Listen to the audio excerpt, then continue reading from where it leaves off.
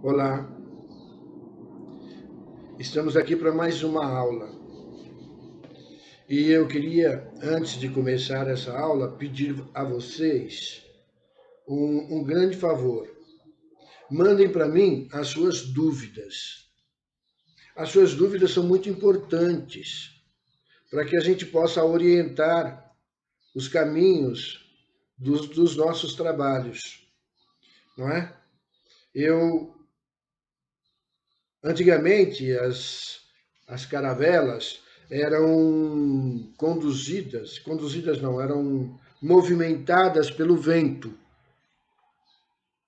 E o que mais o marinheiro temia, até mais do que uma tempestade, eles temiam a calmaria. Porque na calmaria eles não tinham para onde ir e não sabiam quanto tempo iam ficar parados lá. Se você não me manda as suas dúvidas, eu sou como um marinheiro numa calmaria. Não sei para onde esse barco vai me levar, certo? Então mandem suas dúvidas. Espero que a nossa aula de hoje seja bastante produtiva e que você aproveite bastante a nossa aula, tá certo? Vamos começar. Eu coloquei para vocês um desafio. Constava do seguinte: uma nave espacial, né? A humanidade estava programando uma viagem interplanetária para um planeta semelhante ao planeta Terra. Porque, não sei se vocês sabem, a nossa vida aqui no planeta Terra já está contada, né? A gente vai precisar de outro planeta. Não só de outro. Nós vamos precisar de outros planetas. E a gente vai ver daqui a pouco por quê. E esse planeta hipotético fica a 110 anos-luz da Terra.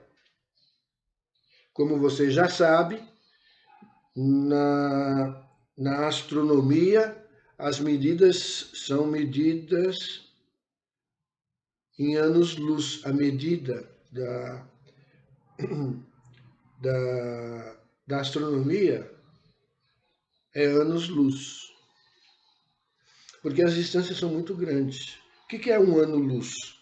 O ano-luz é a distância que a luz percorre em um ano. A gente não conhece no universo alguma coisa que viaje mais rápido do que a luz, não é? Então a gente sabe qual é a velocidade da luz. Você já deve saber qual é a velocidade da luz. Então,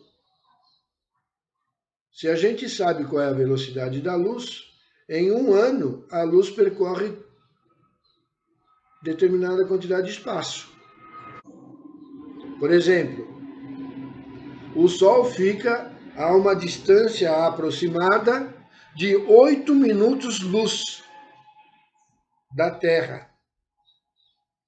Ou é a Terra? Acho que é a Terra que fica a 8 minutos-luz do Sol. Né?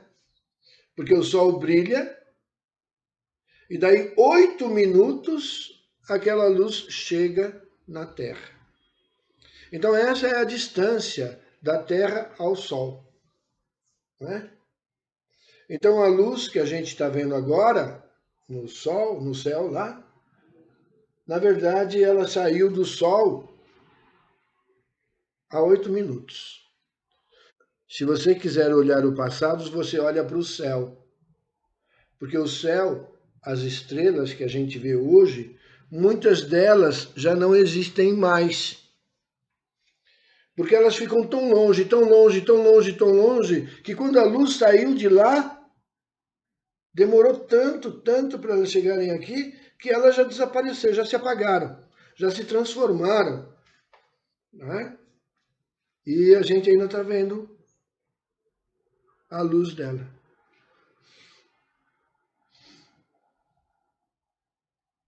Então, veja só, esse planeta, ele fica a 110 anos-luz da Terra. Isso é bastante longe. Isso significa que, se a humanidade tivesse construído uma espaçonave, com uma tecnologia que tivesse a velocidade mais rápida do universo, qual seja a velocidade da luz.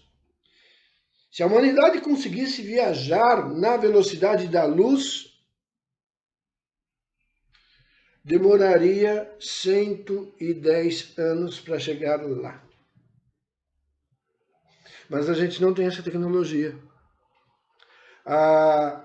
O máximo que a gente conseguiu chegar foi avançar a velocidade do som, quebrar a velocidade do som, mais rápido que a gente foi.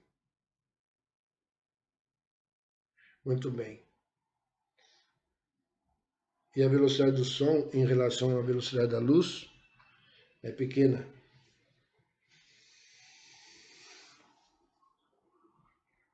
Quais seriam as soluções para a gente poder ir até o planeta? Não é? Lá naquele planeta. Essa nave espacial, não é? Ela precisaria ter o quê?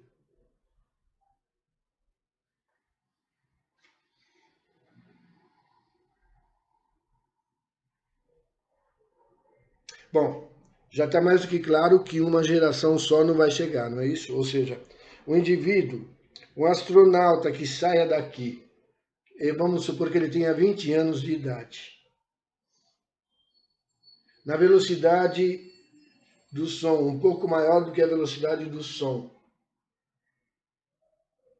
Vamos supor que é metade da velocidade da luz. Se for a metade da velocidade da luz, o que é muito rápido, diga-se de passagem, a gente não tem equipamento que viaje à velocidade da metade da velocidade da luz. Mas vamos supor que seja metade da velocidade da luz. Vai demorar 220 anos para chegar lá. Ou seja, o indivíduo que sair daqui com 20 anos não vai chegar lá. Vivo. Nem morto.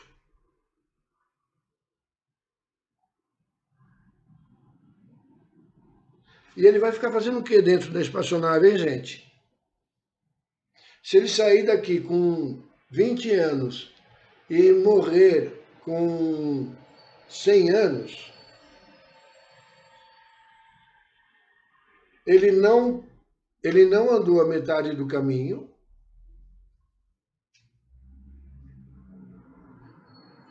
e nos 80 anos que ele ficou dentro da nave, ele ficou fazendo o quê? Sentado? É isso? Não, né? Não pode ser, porque se for assim, o cara se mata. Ele se mata antes. A gente está vivendo uma pandemia que a gente está ficando em casa aqui, que tem televisão, que tem internet, que tem não sei o que tem isso, que tem aquilo, e as pessoas estão falando em insanidade mental, que as pessoas estão ficando loucas dentro de casa.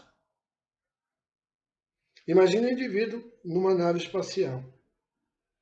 Então essa nave espacial, ela tem que ser projetada de tal forma que ela seja imensa, ela tem que ser muito grande. E nessa nave espacial tem que ter espaço para o indivíduo poder trabalhar, para ele poder conseguir produzir o alimento dele. Porque senão ele não vai chegar lá. Então tem que ter todas as condições necessárias para que o indivíduo possa viver e sobreviver de uma forma saudável, de uma vida digna, que ele não seja um indivíduo que simplesmente seja colocado num banco, né, e fica lá paradão. Não pode ser assim, ele se mata antes. Tem que ter teatro, tem que ter cinema, tem que ter quem faça teatro, tem que ter quem faça cinema, tem que ter quem faça música. Olha quanta gente tem que ter na espaçonave. A espaçonave tem que ter pessoas que produzam cultura. Tem que ter ambiente para que se possa plantar sementes, que deem frutas, que deem grãos, que a gente possa fazer, os habitantes da nave, e aí a gente vai falar de habitar a nave,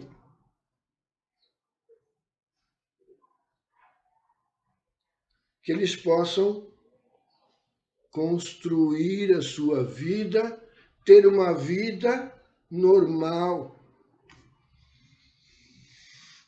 É isso mesmo.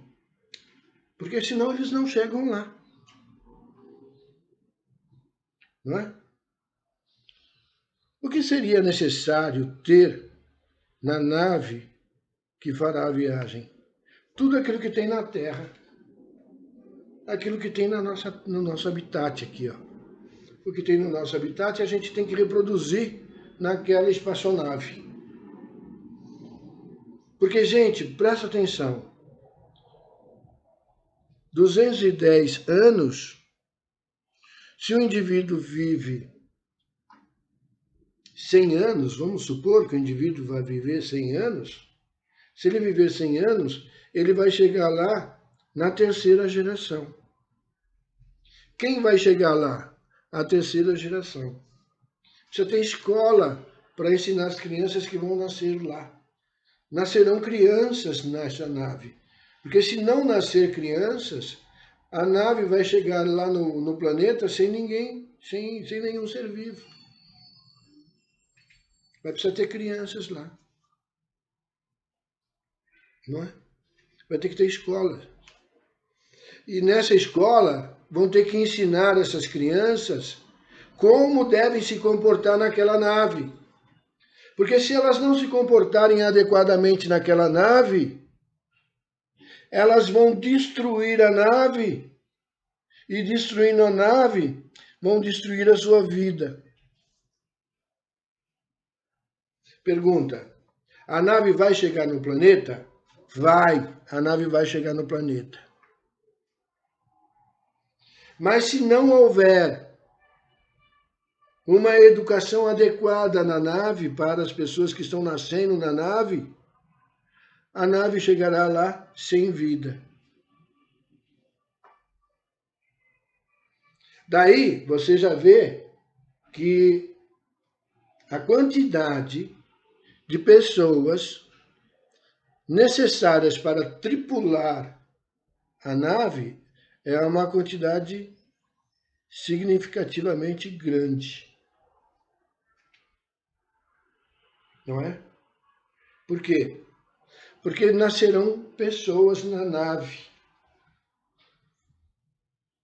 E para as pessoas permanecerem vivas e saudáveis, tem que haver uma boa diversidade genética na nave. Bom, tem que ter gente que faça teatro, tem que ter gente que escreva livro, tem que ter gente que faça cinema, tem que ter gente que faça música, tem que ter gente que saiba plantar, tem que ter gente que saiba administrar uma série de... Ou seja, tem que ter bastante gente. E estas bastantes gentes também são necessárias para a reprodução da nave, que não pode ser nem muito grande, nem muito pequena. Se for muito grande, esgota a capacidade da nave. Se for muito pequena, não garantirá a chegada de pessoas saudáveis no planeta. Então essa história da humanidade ser originada de duas pessoas só, isso aí né? É uma desculpa, mas é uma lenda. Que eu pedi já, hein? Eu já pedi que vocês pesquisassem uma teoria de origem da vida produzida no continente americano e no continente africano. E eu não recebi nenhuma resposta, hein? Não recebi nenhuma resposta, nenhum questionamento.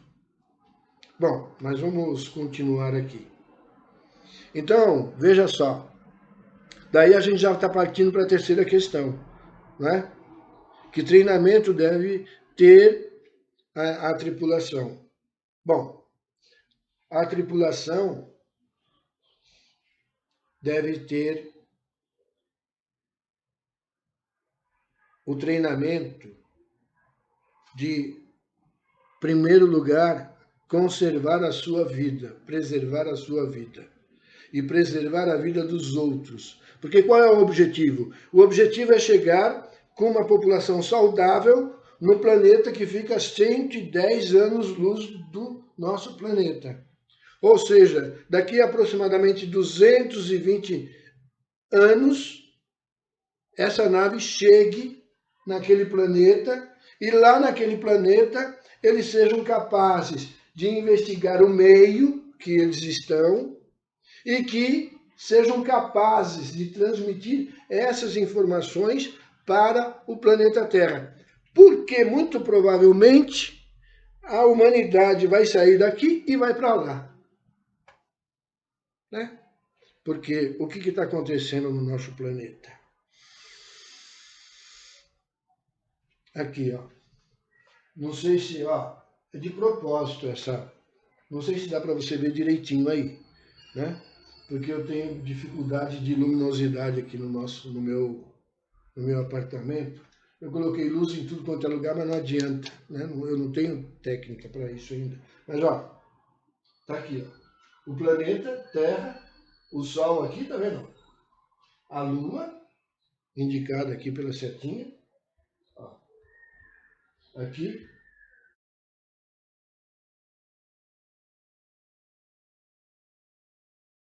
A Lua, a Terra e o Sol. Nós estamos numa espaçonave dessa. Essa espaçonave que eu estou falando para vocês aí, ó. Essa espaçonave. Yuri Gagarin, lá, quando ele subiu, ele foi o primeiro homem a entrar na órbita da Terra, né? A Terra é azul. Foi a primeira coisa que ele falou. E quando ele sai com uma espaçonave, ele vê. Eu tenho aqui um livro, aqui, ó, esse livro aqui. Esse livro, ele foi escrito por um dos criadores do que nós chamamos de ecologia, não é? Ecologia, oh meu Deus do céu, viu? Eu tenho uma dificuldade com essas coisas aqui. Achei. Vamos lá. Ecologia, não é? Vem do termo grego, que ecos, do grego, significa casa, casa. Logia, como você já sabe, significa estudo. Então, é estudo da casa. Mas, na verdade, é o estudo do planeta que a gente mora. Então, grande parte dos conceitos que nós vamos ver foi tirado desse livro aqui, ó. Tá certo? É um livro ligeiramente antigo, mas ele é os conceitos partiram, não é? Ele consolidou, na verdade, o conceito de ecologia vem lá de 1870 e uns quebrados. Ele vem consolidar esse conceito todo, não é? E ele acaba introduzindo na biologia este ramo de estudo que nós chamamos de ecologia, né?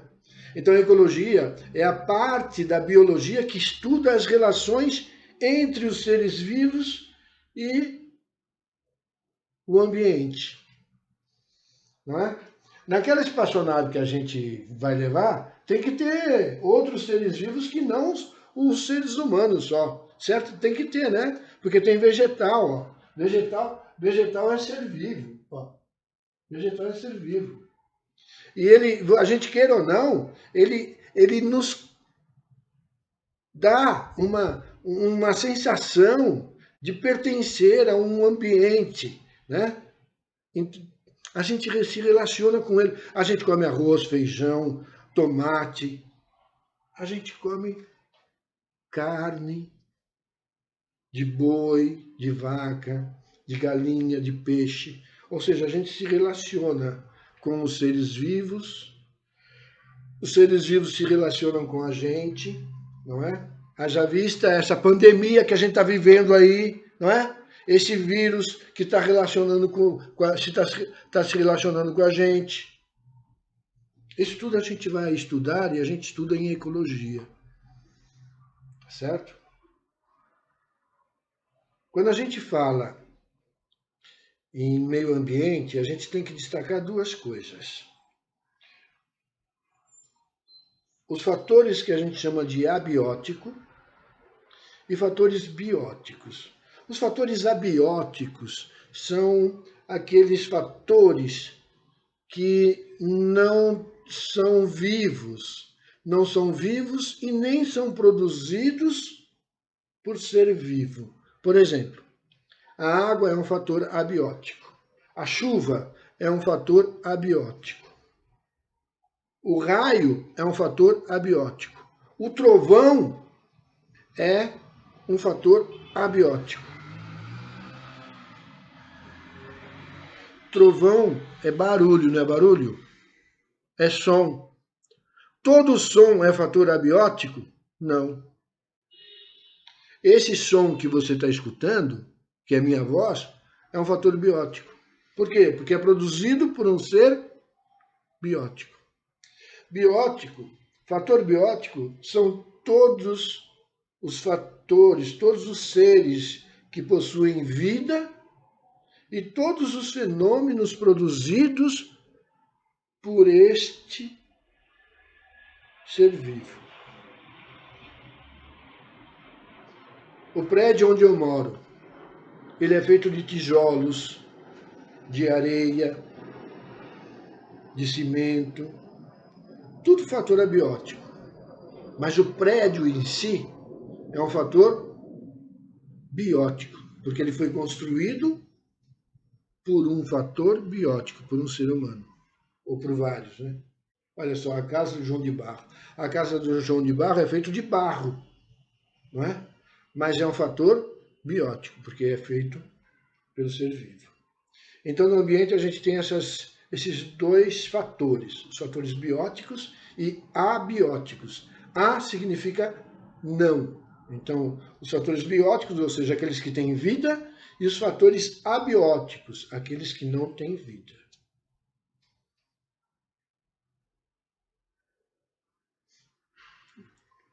Tá claro até aí? Mandem suas dúvidas. Eu não vou mais falar, acho que eu não vou mais esmiuçar tudo, que é justamente para que vocês tenham bastante dúvidas. Tá certo? Muito bem. Você já deve ter ouvido em falar em biomas brasileiros. Você já deve ter ouvido. Quem fala bastante disso também é o professor e a professora de geografia. Não é? O que é um bioma? Bio, como você já sabe, é vida, né? Então, bioma deve estar alguma coisa relacionada com a vida.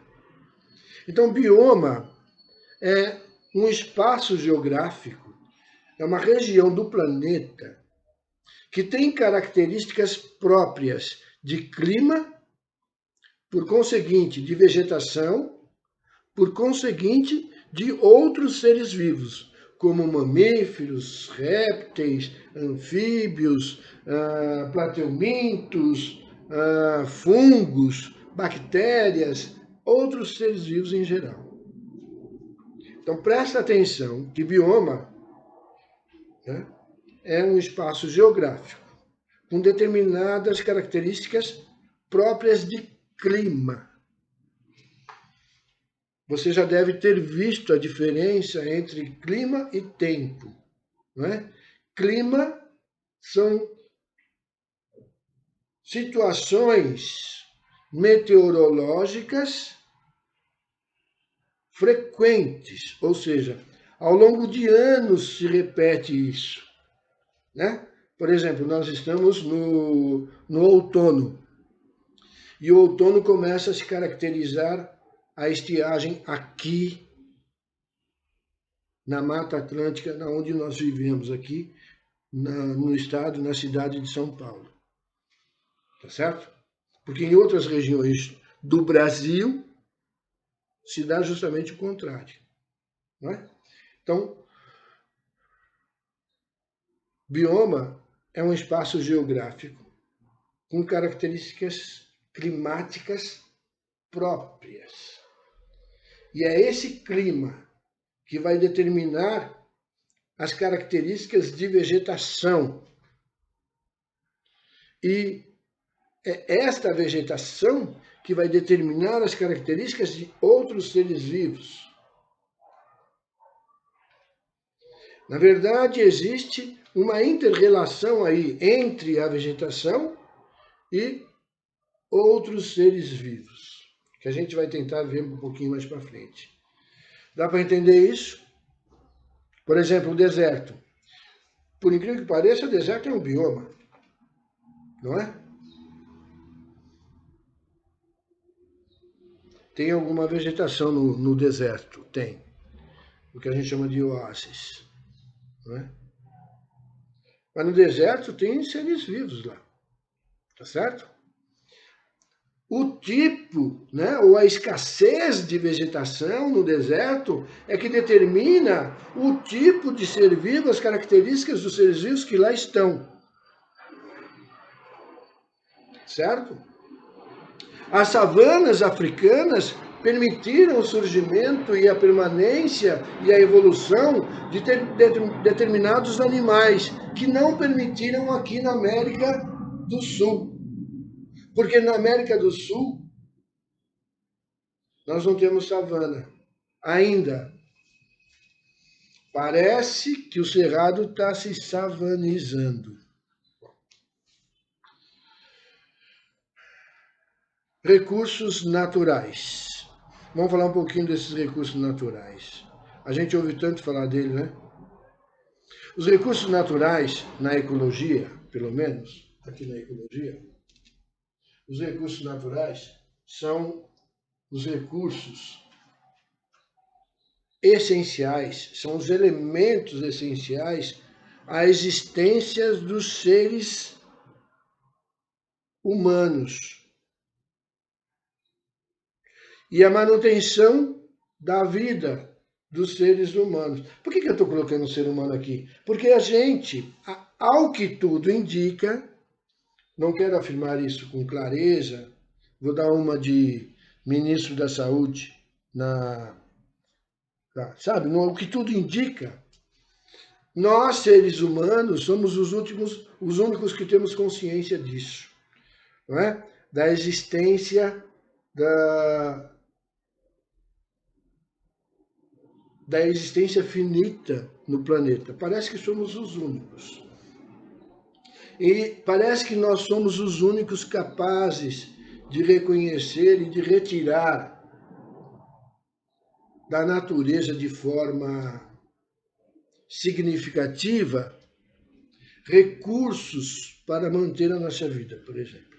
Por exemplo, retirar água para irrigação, não é? Retirar água para dar água para a boiada que alimenta a humanidade, etc, etc, etc.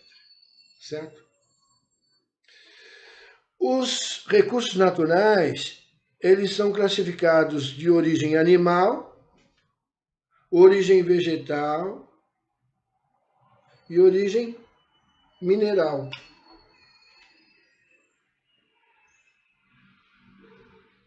E as bactérias, onde é que ficam nisso, né? Bactéria não é animal nem vegetal. Fermento de pão, sabe? A gente não faz pão.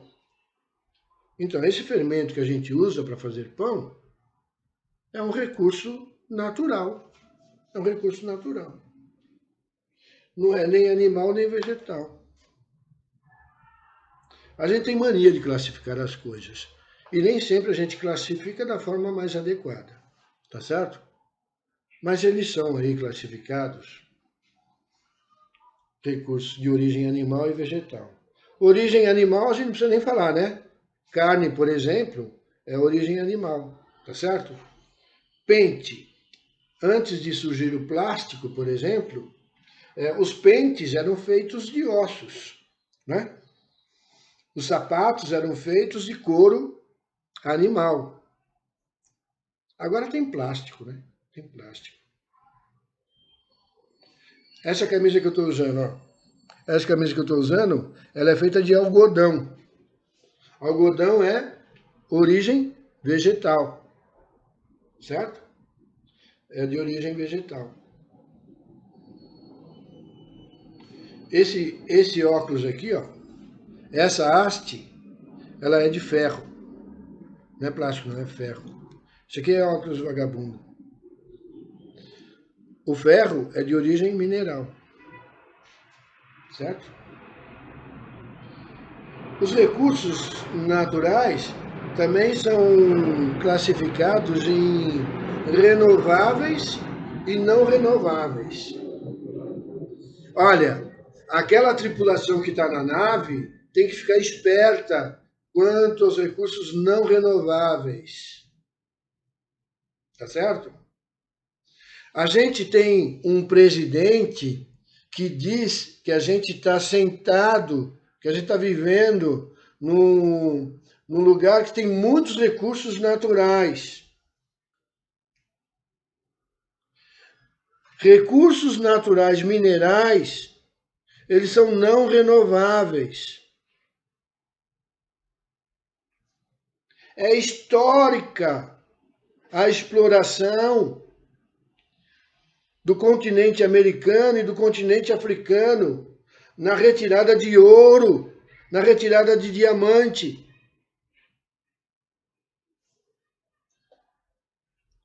Carlos Drummond de Andrade tem um poema muito legal, né? Que eu vou tomar a liberdade de recitar aqui para você. Me perdoe, porque eu não sou um declamador com muita categoria.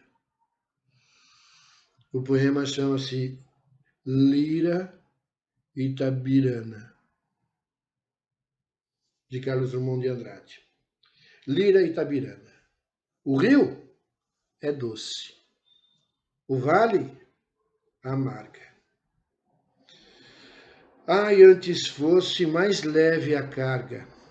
Entre estatais e multinacionais, quantos ais?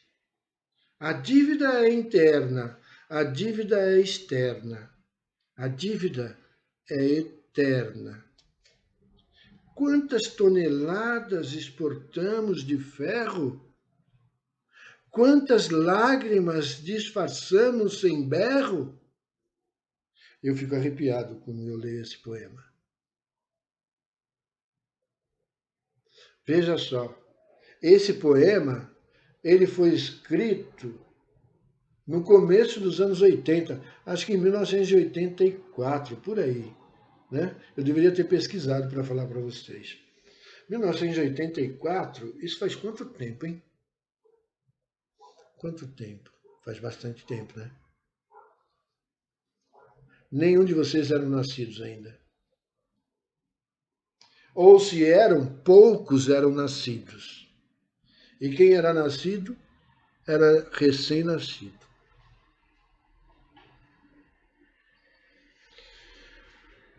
Veja, ele está falando aqui das montanhas de Minas Gerais, que as mineradoras destroem as montanhas e no lugar das montanhas eles fazem um buraco. Carlos Drummond dizia que eles estão levando nossas montanhas embora. A gente vê pela janela eles levarem as nossas montanhas embora. Era o que Carlos Drummond de Andrade fazia. Ele era um mineiro, né? Carlos Drummond. É o que ele dizia.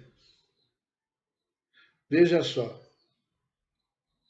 Um país pobre, miserável como o nosso, e eu não tenho vergonha de falar isso, né?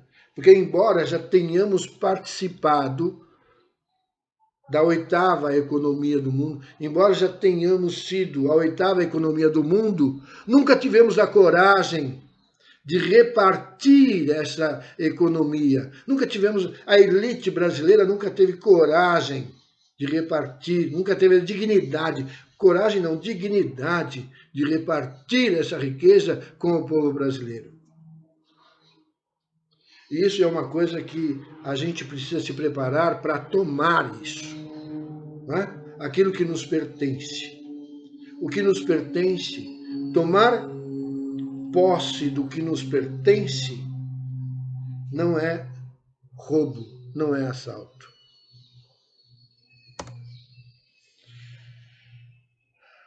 Vamos continuar. O que nos interessa aqui na ecologia é a relação que os seres vivos têm com o meio ambiente e entre eles próprios, entre os seres vivos também, tá certo? Muito bem. Para a gente poder continuar aqui, eu preciso relembrar, retomar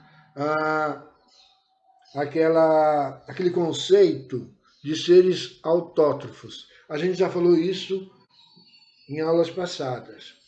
Seres autótrofos são aqueles seres capazes de capturar, né? Eles capturam a energia do ambiente, eles captam a energia do ambiente e transformam essa energia em energia química.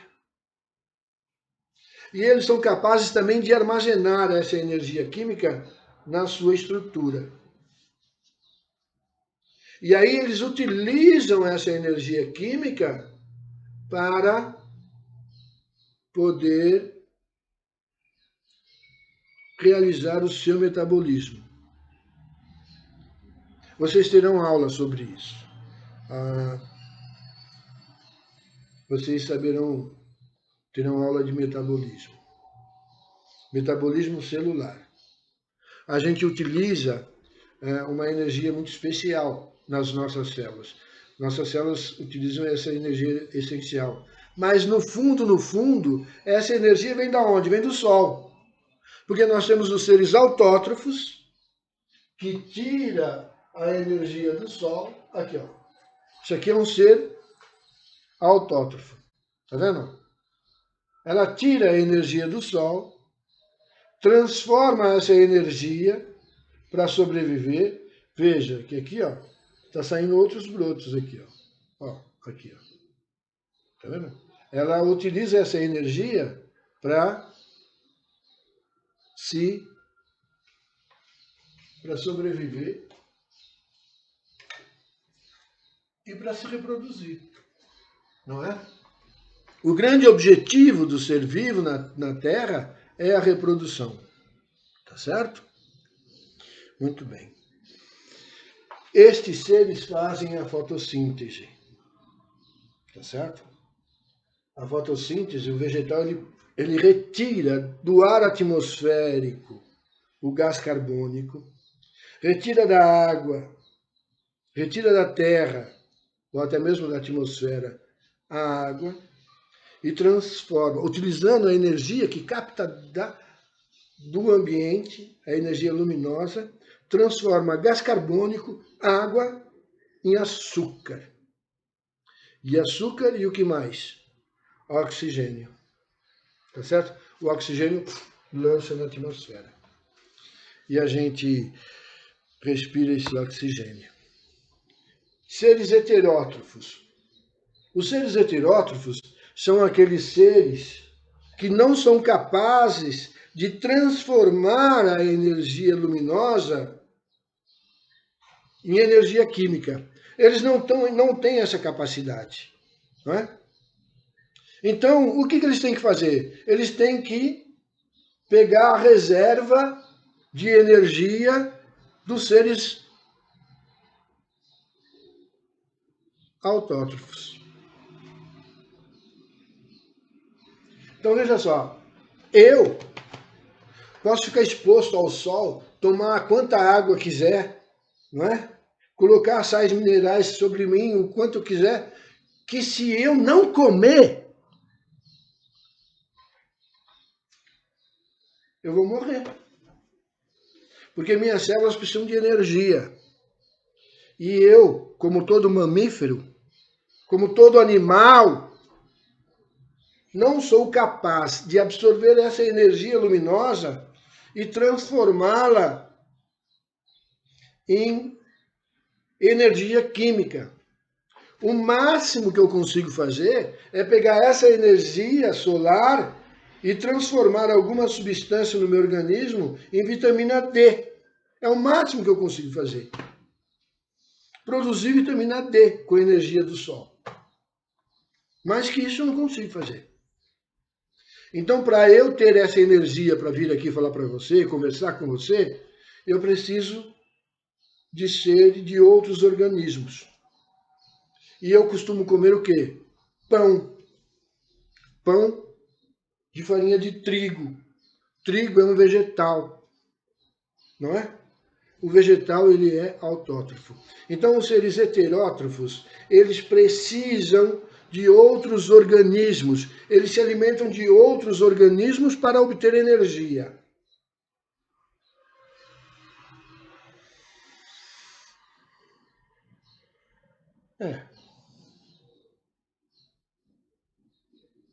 O leão, ele come vegetal? O leão é um ser heterótrofo. Ou heterotrófico, como querem alguns. Ele come vegetal? Não, não come vegetal.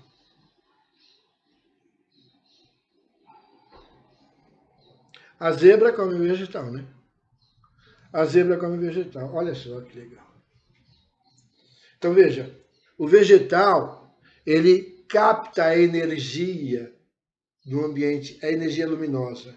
Transforma essa energia luminosa em energia química. Armazena essa energia química na forma de glicose, na forma de açúcares, né? E aí vai a zebra lá e come. Come o capim.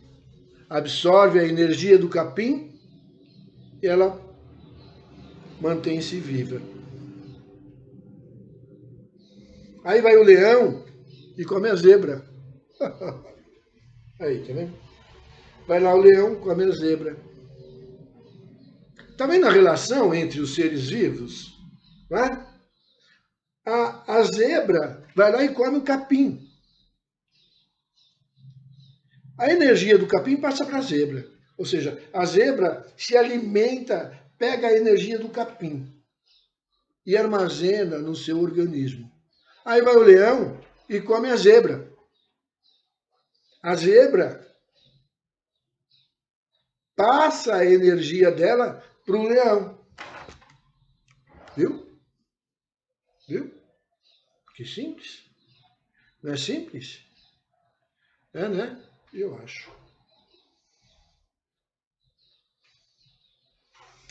O leão tem um papel importante na ecologia porque impede que as zebras cresçam muito, a população de zebra cresça muito. Se crescer muito a população de zebra, vai acabar o capim. Acabando o capim, acaba a população da zebra e acaba a população de leão também. Então, o leão tem uma função importante no ambiente, que é controlar o número da população de zebras. Não só de zebras, né? Zebra aqui no ambiente. Não é interessante isso?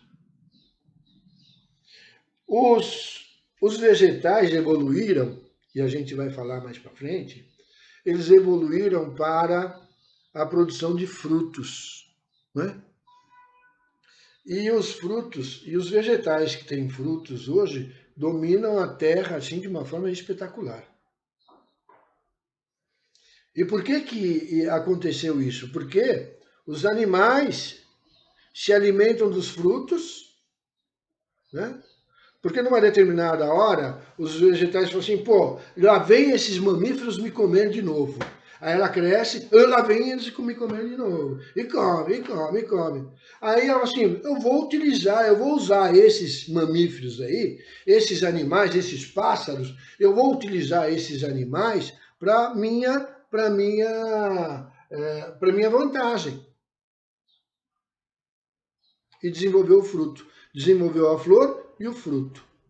A flor, os pássaros vão lá se alimentar, os insetos vão se alimentar e polinizam as flores. Das flores surgem os frutos. Os frutos são bonitos, cheirosos, coloridos, saborosos. Vão lá os mamíferos, as aves, não é? Comem esses frutos. Algumas sementes são engolidas e eles saem fazendo cocô por aí e saem espalhando o vegetal por aí. Tá vendo? Que bonitinho. Não é bonitinho? Os vegetais se utilizando dos animais para serem dispersados por aí. É? Eu acho isso muito bonito. Então veja, os autótrofos produzem seu próprio alimento. Ou seja, captam a energia solar, a energia luminosa, transformam em energia química, armazenam essa energia química em moléculas de açúcar, e os seres heterótrofos ou heterotróficos comem essa molécula de açúcar para obter energia, tá certo? Isso que a gente vinha conversando, da zebra comer o capim e do leão comer a zebra, na ecologia nós chamamos de cadeia alimentar, não é? A manutenção da vida requer muita energia. E ela vem, em última análise, ela vem lá do Sol, tá certo? Lá do Sol. O Sol é a nossa fonte primária de energia. Você está assistindo essa aula por um equipamento eletrônico. Esse equipamento eletrônico teve que ser carregado numa tomada de energia. A maior parte da energia que nós utilizamos, ela é energia hidrelétrica, vem de origem hidrelétrica. Que, diga de passagem, é uma fonte de energia renovável.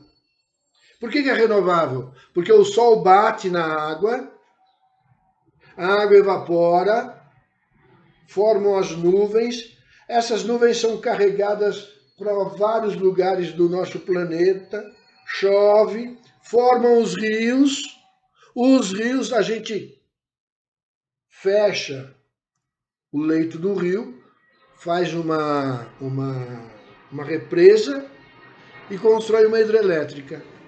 A hidrelétrica gera energia elétrica que chega na sua casa. Essa energia que chega na sua casa, em última análise, é energia solar. Mas tem a energia do gás natural. O gás natural é o quê? O que é o gás natural? É o gás produzido pela fermentação, pela decomposição de seres vivos. E os seres vivos conseguiram sua energia aonde? Aonde? No sol. No sol. Porque eu, quando como o meu pão, quando eu como pão aqui na minha casa, eu estou comendo energia que o trigo tirou da onde? Da onde que o trigo tirou essa energia? Do sol. Então, em última análise, todas as nossas fontes energéticas, ela vem do sol. O sol é a nossa fonte primária de energia. Existem outras fontes de energia? Existe, mas nós não vamos discutir aqui. Né? O professor de física talvez possa conversar com você sobre isso. Mas, se você pensar em tudo quanto é energia que a gente usa por aqui, né, ela vem do Sol, com algumas exceções. Né? Como nem todo ser vivo é capaz de capturar a luz do Sol, né, para poder se alimentar, ele tem que se alimentar de outro ser vivo. Aos seres vivos autótrofos ou autotróficos, como querem alguns, a esses seres vivos nós chamamos de produtores. Eles que não dependem de ninguém, veja só, o vegetal não depende de nenhum outro ser vivo para produzir seu alimento. Ele precisa o quê? De água, de gás carbônico e de luz para produzir seu alimento. É que isso que ele precisa. Não precisa de mais nada. Precisa de sais minerais? Não, não precisa. Para produzir o alimento dele, não precisa. Para produzir o alimento, ele precisa do quê? Gás carbônico, água e luz. É isso que ele precisa. Precisa ter clorofila, não é? Mas todo vegetal, a gente sabe que todo vegetal tem clorofila. Aí, ó. Esse aqui é um vegetal diferente daquele ali. E ele tem clorofila. Tá certo? Então, o vegetal é capaz de pegar a energia do sol e produzir açúcar. Ele produz açúcar. Ele transforma a energia luminosa em energia química, que é armazenada em açúcar. Gás carbônico, água, açúcar e oxigênio. Então ele produz. Então, na ecologia, nós chamamos os seres autótrofos de seres produtores. Eles são os produtores. Tá certo? E nós, humildes animais, sejamos mamíferos ou não, os fungos, protozoários, a maioria dos protozoários, são todos consumidores. Os vegetais produtores, animais, fungos, protozoários, consumidores. Os seres autótrofos são chamados de produtores. Os seres heterótrofos são chamados de consumidores. Tá certo? Como a gente viu no exemplo da zebra lá, a zebra, o capim é produtor, tá certo? A zebra, ela é uma consumidora. Ela vai lá e consome o capim. Ela precisa comer o capim para poder sobreviver. Tá certo? O leão também é consumidor. Porque ele precisa comer a zebra. O leão come o capim? Não, o leão não come capim. Se ele comer capim, para ele, ó, o seu sistema digestório não tem estrutura para absorver a energia do capim. Ou toda a energia do capim. Então, se ele se alimentar de capim, ele vai morrer, vai por falta de energia. Então ele tem que comer a zebra. O sistema digestório do leão está adaptado para retirar toda a energia necessária da carne. Então, ele come a zebra. Veja que a zebra e o leão são consumidores diferentes, né? A zebra come o capim, vai direto na fonte ali. O leão come a zebra, que comeu o capim. Então, na ecologia, nós montamos uma coisa que nós chamamos de cadeia alimentar. O que vem ser cadeia alimentar? Cadeia alimentar é o fluxo, né? É como ocorre o fluxo de energia entre os seres vivos, tá certo? Aquela energia que veio do Sol foi absorvida por um ser vivo. Como é que essa energia flui entre os seres vivos? A isso nós chamamos de cadeia alimentar. Toda cadeia alimentar começa com um produtor, um vegetal. Em seguida vem o consumidor. Aquele consumidor que se alimenta do vegetal, nós damos o nome de consumidor primário. Aquele consumidor que se alimenta do consumidor primário, nós damos o nome de consumidor secundário. E aquele consumidor que se alimenta do consumidor secundário, nós chamamos de consumidor terciário, que é a pulga do leão, por exemplo, né? Será que leão tem pulga? Deve ter, né? Bom, certamente alguém se alimenta lá do leão. Quem se alimenta do leão? Porque veja só, a zebra se alimenta do produtor, do capim, da grama. O leão, da zebra. O parasita do leão é consumidor terciário. Dá para entender? Dá, né? Acho que dá. Além de produtor, consumidor, na cadeia alimentar também tem uma coisa que nós chamamos de decompositor. A decomposição é extremamente importante. Vamos voltar para a nossa nave. Para a nave que tem lá uma quantidade de produtos limitados, não é? Essa nave, ela tem necessariamente que reciclar a matéria dela. Porque se não fizer isso, não é? A coisa começa e termina. Imagina você se os dinossauros, que eram animais enormes,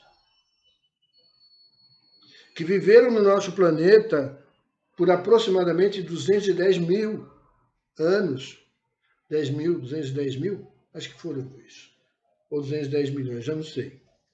Eu vou ver isso aí, depois eu coloco direito para vocês. Os dinossauros que viveram no nosso planeta durante muito tempo,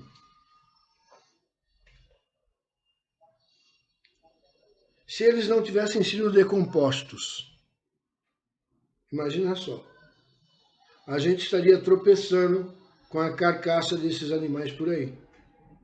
Mas não, eles são decompostos. Organismos pequenininhos, fungos, né? Fungos, bactérias, vão lá e se alimentam, animais pequenininhos, vão lá e se alimentam dessa carcaça aí. Né? Ah, que bonitinho. Então, na cadeia alimentar tem produtor, consumidor e decompositor, certo? Depois eu vou mandar para vocês alguns esquemas de cadeia né, alimentar, né? Que tem alface, por exemplo, criador de alface, esse criador ele fica, sabe, raivoso quando lesma vão lá e comem o alface, não é? Na chuva, durante a chuva, essa lesma, ela pode ser levada para as águas, não é? E ela se dá bem na água, diga-se passagem, a lesma, ela vive bem na água. Aí vai o peixe lá e come a lesma. E aí a garça come o peixe. Olha que legal. Alface produtor, a lesma consumidor primário, o peixe consumidor secundário, a garça consumidor terciário.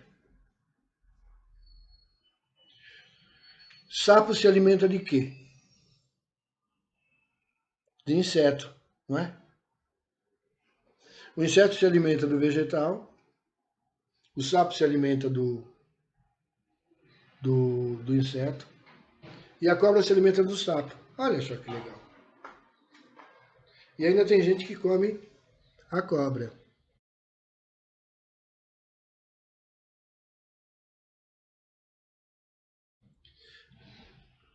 Eu estou falando aqui para vocês de cadeia alimentar, mas na natureza não existe assim só cadeia alimentar, não é? Existe o que nós chamamos de teia alimentar.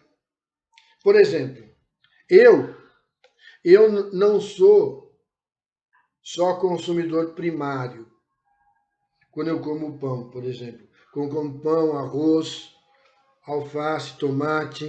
Quando eu estou comendo vegetal, né, comendo banana, comendo goiaba, quando eu como vegetal, eu sou consumidor primário. Mas como eu como frango, não é? Aí eu já sou consumidor secundário, né? Quando eu como um bife de boi, eu sou consumidor secundário. Né? Quando eu me alimento de uma galinha que comeu minhoca, aí eu sou consumidor terciário. A galinha comeu minhoca. Né? Peixe. Peixe. Peixe é um exemplo legal disso. Peixe do mar. Eu tenho certa restrição para comer peixe de rio, porque os nossos rios estão todos poluídos. Então, eu costumo comer peixe de mar, de alto mar. E esses peixes de alto mar costumam ser carnívoros. Então eu sou consumidor terciário quando como esses peixes. Tá certo? Depois eu vou mandar para vocês um esquema de teia alimentar.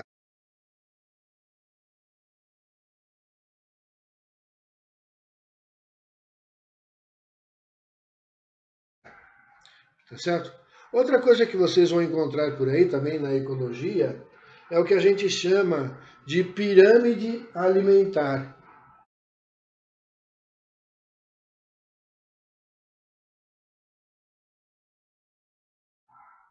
Não é?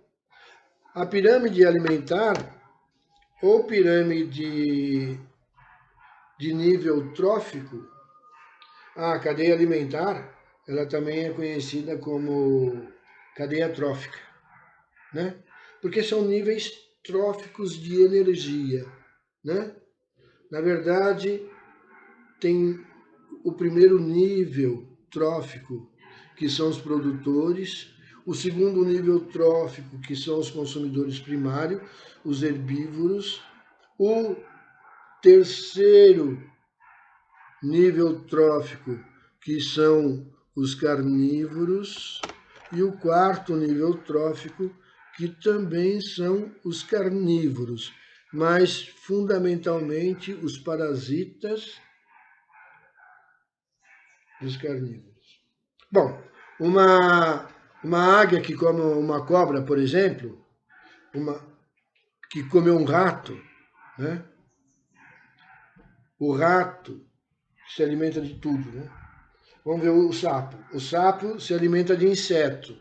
Ele é consumidor secundário. A cobra que se alimenta do sapo é consumidora terciária. E o gavião que se alimenta da cobra é consumidor quaternário.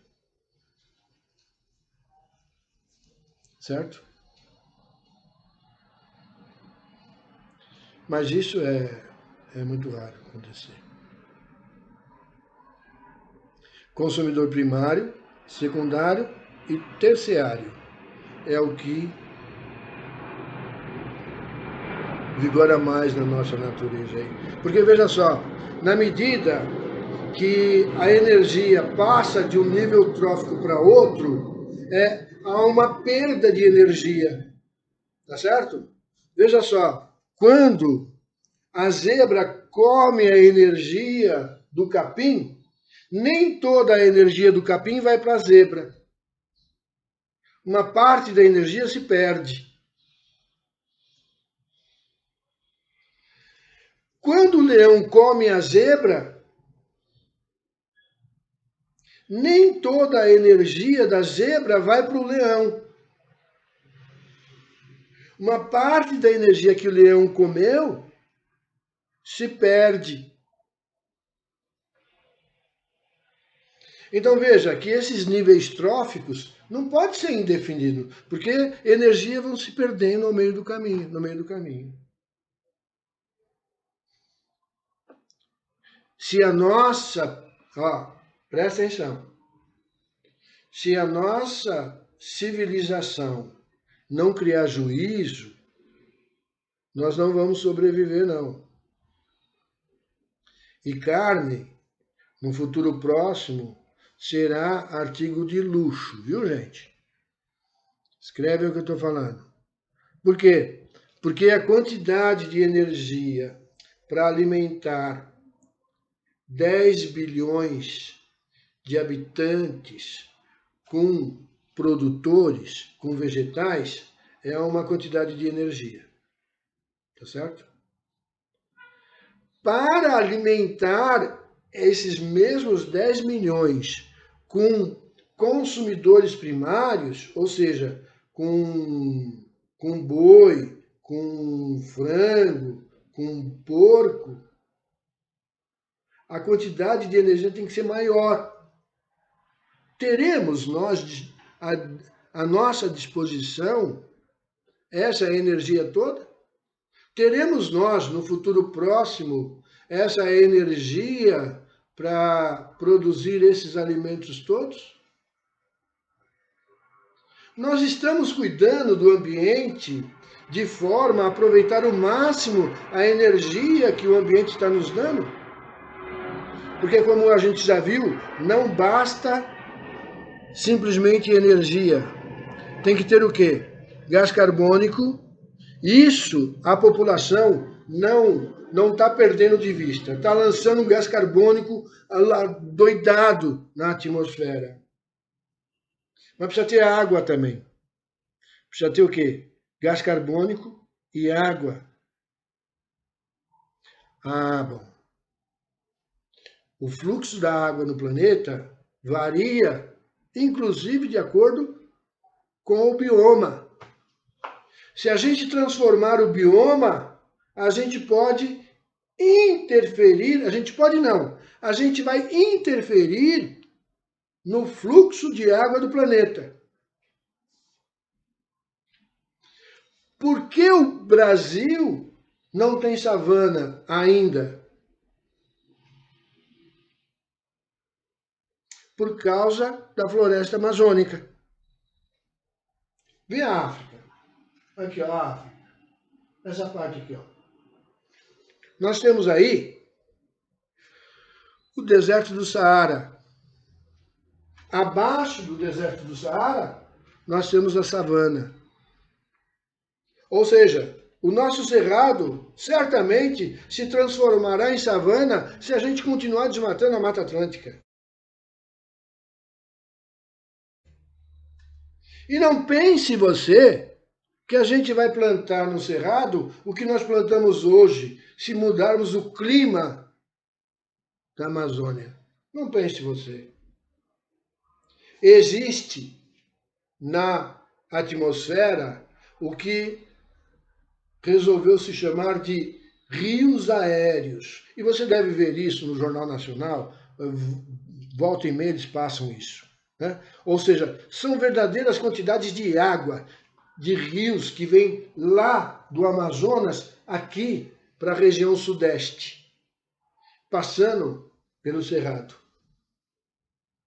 E isso se precipita em forma de chuva. Às vezes esses rios estão mais para baixo, na região sul, às vezes estão mais para cima. E aí a gente vê desastres, né? Enchente em Santa Catarina, enchente no Paraná, em Curitiba, enchente em São Paulo, enchente no Rio de Janeiro. Ou seja, isso tudo a gente vai acabar mudando se a gente não tiver juízo. Se a gente não tiver juízo. Esse planeta é uma nave espacial que tem recursos limitados e que comporta uma quantidade de pessoas limitadas, viu, gente? Não é indefinida, não é um número indefinido, não. Cuidado. E vocês, ó, tá vendo? Minha barba é branca já. Eu já tô velho. E a vantagem do velho é que ele vai viver pouco tempo. Porque eu já vivi bastante. Acho que não, eu quero viver mais. Eu quero viver o tanto quanto eu vivi. Para poder ver os desafios que estão por aí e como é que a humanidade vai enfrentar esse desafio. Eu acho que a gente está indo muito longe já, mas eu queria falar para vocês sobre relações ecológicas. O que são essas relações ecológicas? São relações existentes entre os seres vivos, tá certo? Como nós vimos aqui, os seres vivos se relacionam um com o outro. E esse relacionamento pode ser benéfico para os dois indivíduos que estão se relacionando, ou pode ser benéfico para um e para o outro, tanto faz como tanto fez. Ou pode ser benéfico para um e prejudicial para o outro. Por exemplo, esse vírus que está aí. Esse vírus está se relacionando conosco. Ele se relaciona conosco. É uma relação ecológica. E é uma relação de parasitismo. Essa relação do vírus conosco é uma relação de parasitismo. Por que é uma relação de parasitismo? Porque só ele é que sai ganhando com a relação. A relação dele conosco não interfere absolutamente em nada. Não, peraí. A relação dele conosco nos prejudica, causa doença para a gente, leva até a morte. Algumas pessoas até morrem por causa dele. E ele se reproduz e evolui. Então só ele sai ganhando. Existem outras relações que alguém sai ganhando, um indivíduo sai ganhando, o outro tanto faz. Acho que foi aí que eu parei, né? Por exemplo, as bromélias. As bromélias não são tão populares. Mais populares são as orquídeas, né? As orquídeas, elas são plantas cujas raízes abraçam o tronco das árvores. A isso nós chamamos de inquilinismo, né? Ou seja, a bromélia não faz mal nenhum para a planta que ela abraça. Ela não faz mal nenhum. Ela nem beneficia a árvore e nem prejudica a árvore. Mas a bromélia e a orquídea, sim, elas saem com vantagem, porque elas estão mais próximas do sol. Não é? elas têm um lugar seguro para se reproduzirem, para produzirem suas flores, seus frutos e suas sementes. Não é? E tem relações que ambos saem ganhando da relação. Por exemplo, o exemplo que eu dei aqui, por exemplo, a goiabeira. A goiabeira produz um fruto extremamente aromático e tem pássaros que adoram esse fruto. Eles vão lá, se alimentam desse fruto e espalham a semente desse fruto pelo ambiente, pelo bioma, não é? Então aí os dois saem ganhando. Nas relações onde os dois indivíduos envolvidos na relação saem ganhando, ou que um indivíduo sai ganhando, mas para o outro tanto faz como tanto fez, a essas relações nós chamamos de relações ecológicas harmônicas, tá certo? Ou positivas. Relações ecológicas harmônicas ou positivas. A gente costuma utilizar o sinal mais quando os dois saem ganhando, ou mais zero. Mais zero significa que um sai ganhando e para o outro tanto faz, como tanto fez. Nas relações onde um sai ganhando e o outro sai perdendo, por exemplo, a zebra. O leão se alimenta da zebra. A zebra vai ter que morrer. Vai morrer. Né? A essa relação onde um sai ganhando e o outro sai perdendo, nós damos o nome de relações desarmônicas, relações ecológicas desarmônicas ou negativas. Eu, sinceramente, não gosto muito da palavra positiva e negativa. Não gosto muito disso. Porque isso pode dar uma impressão de que uma é boa e a outra é ruim. E não é necessariamente ruim. Né? Porque o ambiente, né, a sua constituição holística, ele procura sempre o equilíbrio. E ele cria mecanismos, e a natureza vai criando mecanismos de se defender. Né? Para a zebra poder continuar no planeta, não pode ter muita zebra. Se tiver muita zebra, a zebra não só destrói o capim, como vai destruir a sua própria espécie, como vai acabar destruindo o leão também. O leão não, né? Porque se a zebra desaparecer, o leão vai comer outro animal. É o que o ser humano está fazendo com ele. Nós vamos nos destruir. Não pense você que a humanidade é capaz de acabar com a vida no planeta. Não vai acabar com a vida no planeta, não. Nós vamos desaparecer, é verdade. A menos que a gente viaje para o planeta lá, que fica, hipoteticamente, a 110 anos-luz.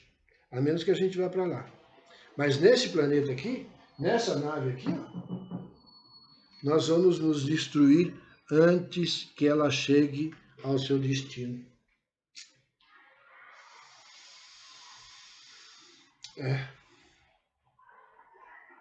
Mas as relações ecológicas será assunto para uma próxima aula, tá bom? Vamos parar por aqui, porque a nossa aula já está ficando muito extensa, muito comprida, não é? E eu espero que você tenha... Eu espero ter sido claro e que você tenha bastante dúvidas. E mande essas dúvidas para mim. Eu vou também providenciar uma lista de exercícios para você poder responder, tá bom? Bom final de semana para você e aproveite bastante a aula, tá? Tchau.